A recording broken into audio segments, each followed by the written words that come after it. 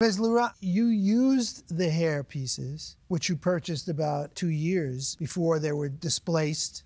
To me, I liken it as, you know, you had a used car and you want the defendant to buy you a brand new car. That doesn't seem fair, does it? I had the hair installed once, and then I visited Dani and got them removed. And at that point, she offered to store them. And if there was an issue with storing them, I wish that she would have said something because I would have came and got them right away. Ms. Davis, is there a market for used hair extensions? No. No, that's just not really a thing. It's not a thing. I mean, it's kind of probably Sanitation. gross that you think, yeah. Okay. We'll excuse you and we'll deliberate on this matter. Thank you. Thank you very much. Well, you know, we see a lot of cases in here where from the outset there is just intractability on both sides. Yep. No one's willing to give or take or make things right.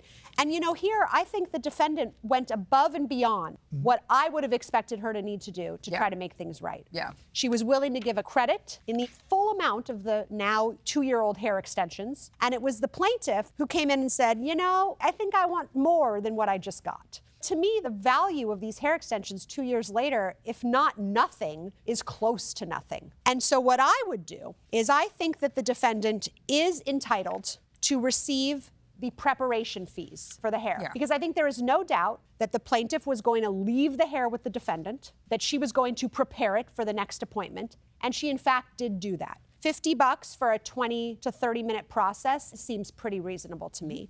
And I would say that the $50 preparation fee cancels out approximately $50 in value of 2-year-old hair extensions. I would say it's a wash. I would not give her back the $407 for brand new extensions. She had 2-year-old extensions that maybe had some limited I shelf thought you life. were leaning towards maybe, because the defendant had already agreed, she shouldn't have thrown her extensions away. I agree she shouldn't have thrown them away, but she admitted to that. So I think, in fairness, since there was wrong on both sides, I do believe that she's owed the $50 for the prep of the hair. Deduct that from what she said she was going to actually put up towards the hair extension. Those are just my thoughts. I like that. I think we're setting a dangerous precedent if we say to the defendant, hey, you agreed to pay this $410, and now we're going to hold you to that, when the plaintiff didn't agree to that at all. I tend to agree with your analysis. I'm just purely going off of the fact that she had initially agreed, and I think we should commend her on that. She took responsibility quickly and said, listen, I made a mistake. Let me make this right. And because she said that, I still feel like she needs to follow through with that. And my concern here is that we're telling future folks who have a dispute,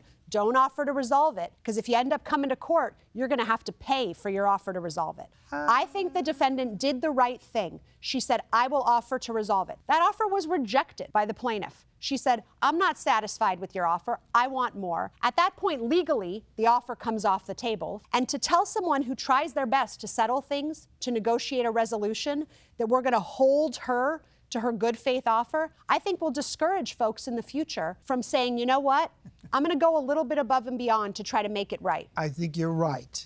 I think your analysis is right. But as I said before, I think that we really should just step back from it. But that's my point of view. I might be in the minority here, but that's Judge, I think you're the tiebreaker. Oh my gosh, that's the first. I think I'm gonna go with my initial decision, subtract the $50 of prep from the $410, and it's $360. And I'm gonna be dissenting on this one. I would have given the plaintiff the nominal value of about $50 for the hair extensions, and I would have offset that against the defendant's $50 for prepping the hair the first time, which she didn't get paid for. A valid point. I think we have a verdict.